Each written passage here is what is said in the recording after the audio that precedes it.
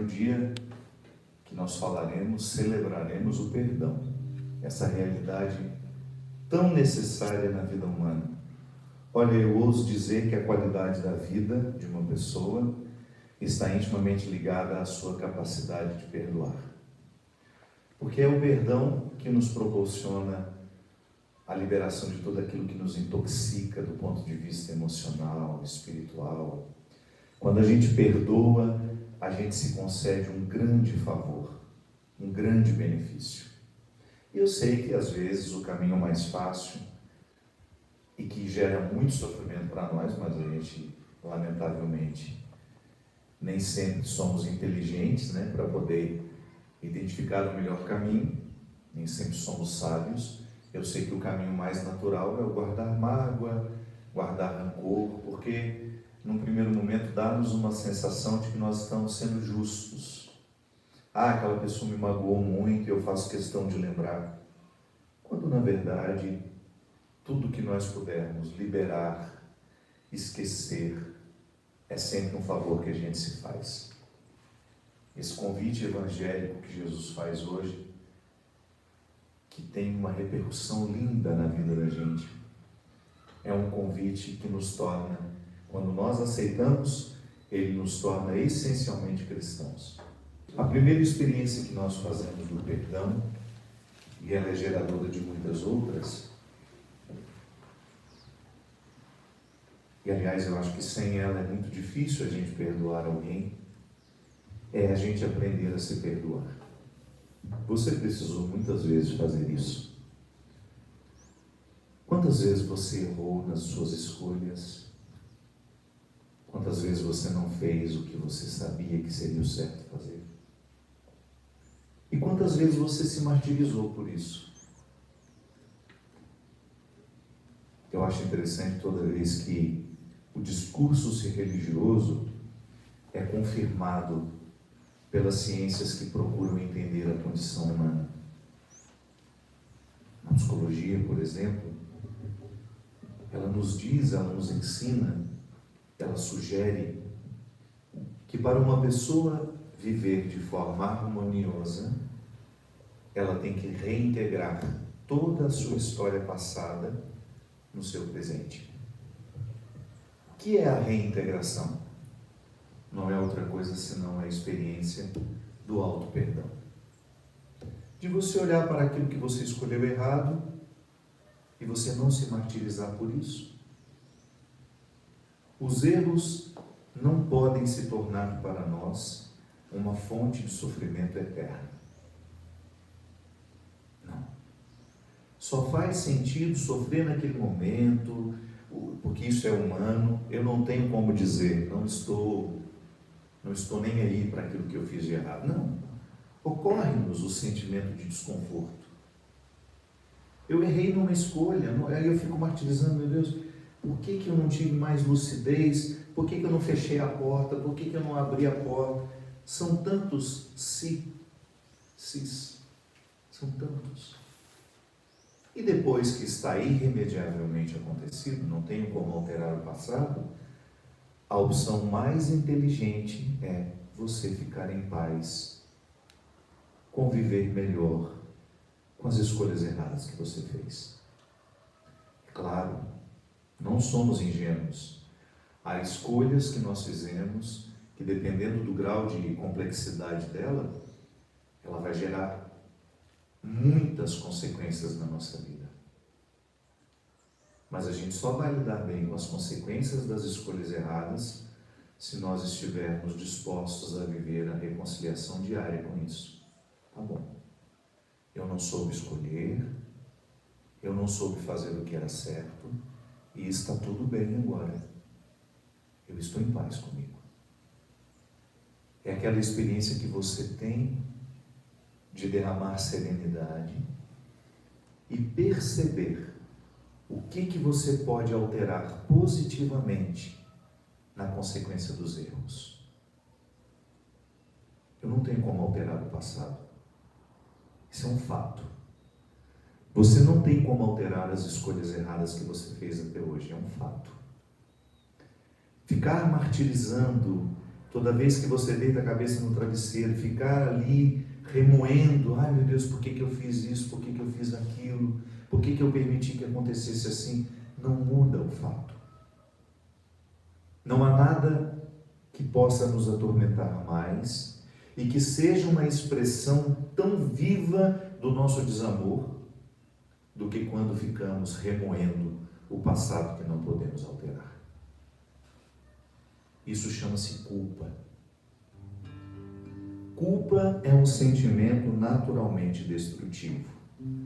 E eu lamento que nós, religiosos, numa tentativa de acertar, colocamos tanta culpa no coração do nosso povo.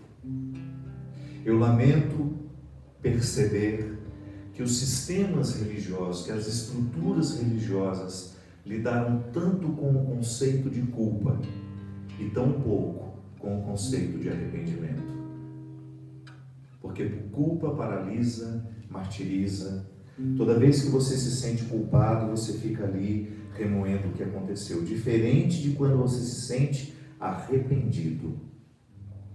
O arrependimento nos coloca numa perspectiva de mudar o que nós fizemos. Não tenho como alterar o fato, mas eu posso corrigir pequenas coisas agora. Inclusive, respirando profundamente e dizendo a mim mesmo, não foi sua culpa. Pode ter sido sua responsabilidade, mas você não quis errar. Você não errou querendo errar. De alguma forma, ou movido pelas paixões que nos emburrecem, ou pela vaidade que nos torna loucos, em algum momento nós provocamos consequências negativas, mas nós não queríamos errar. Então, assumir a responsabilidade pelo erro que cometeu lhe coloca numa perspectiva de arrependimento, que é muito diferente da perspectiva da culpa. A culpa é paralisante, ela vai estagnar-nos. É por isso que Jesus faz questão de libertar as pessoas das culpas. Você pode observar que em nenhum momento Jesus provoca esse mal-estar que nós religiosos muitas vezes provocamos nas pessoas. Jesus despertava para o arrependimento, que sim, é um território fecundo. Quando eu estou arrependido, eu fico sofrido, mas eu não me martirizo pelo erro. Por quê? Eu coloco, ao invés de ficar me martirizando, uma outra perspectiva. Vou tentar corrigir. Então, se eu errei com a Tânia, ao invés de me sentir culpado, eu quero me sentir arrependido. E vou mudar o meu jeito de ser com ela, vou qualificar cada vez mais a minha maneira de ser com ela. É diferente. Eu sei que você tem muita culpa dentro do coração, eu tenho.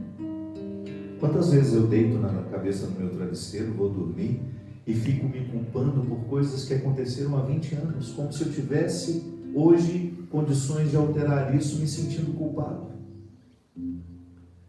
É por isso que eu gosto de dizer sempre, a culpa é um instrumento diabólico. Quem manuseia a culpa não é Deus, é o diabo, que adora nos colocar contra nós mesmos. Se tem uma artimanha que o diabo sabe lidar e fazer bem, é colocar você contra você. Quando ele se transforma, quando ele alimenta a sua inimizade interior, ele ganha espaço. Você fica mais diabólico.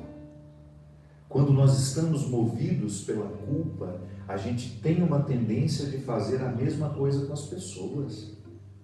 Eu estou me sentindo culpado, eu me sinto martirizado pela minha culpa, então eu não quero ver ninguém feliz ao meu lado. Pode observar, uma pessoa que tem complexo de culpa, que vive sob a doma da culpa, tem uma facilidade enorme de infelicitar quem vive com ela, de amargurar a vida das outras pessoas, porque no fundo ela carrega um fardo terrível, coitada, que ela nunca tornou consciente.